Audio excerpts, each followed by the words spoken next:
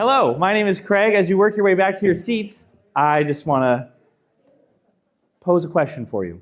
Have you ever heard that old phrase, the old proverb, that which we resist persists? That which we resist persists. What in the world does that mean? That means that, like, if you were like me, I grew up in a house where people were very angry. Like, I just thought that's everybody yelled at the dinner table and you kept paper bags for the hyperventilators, for the weak ones. I just thought that's how everybody lived, right? And so I didn't realize, so I got away to college, like, oh, I'm angry all the time. But I didn't want to face it. Like, I'm not angry. People are just dumb. I'm not angry. That's just, everybody around me is just an idiot. And doesn't everybody pound things when they're upset? Oh. But when I stopped resisting and faced, why am I angry? I actually started to see some movement. I actually started to see some victory. Grief is also like that. That which we resist persists when it comes to grief.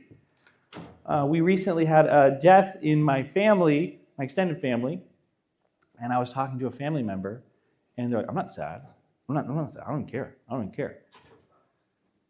And then a couple days later, that family member just left.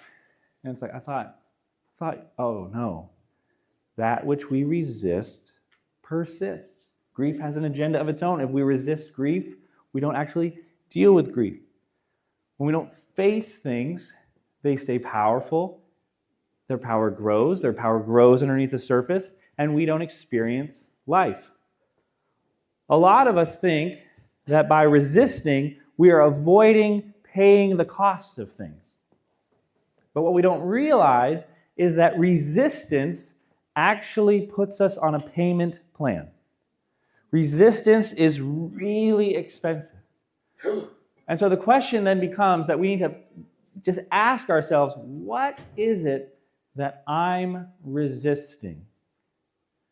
What is it that I feel fear to face? What is it I'm like, no, don't go there. I don't want to look over there. I don't know what it is, but it's fine. It'll probably get better. Just give it time. That which we resist persists. This morning, I just want to give you an invitation that you don't have to live in the friction that resistance creates. You don't have to live in the friction that resistance creates. There is another way. And when you hear the word, you're like, maybe I like resistance. Resistance was fine. Sure. I'm overcome with grief a couple times a year, but it's fine. In order to really experience the freedom that comes when we stop resisting, we can experience freedom when we learn to surrender.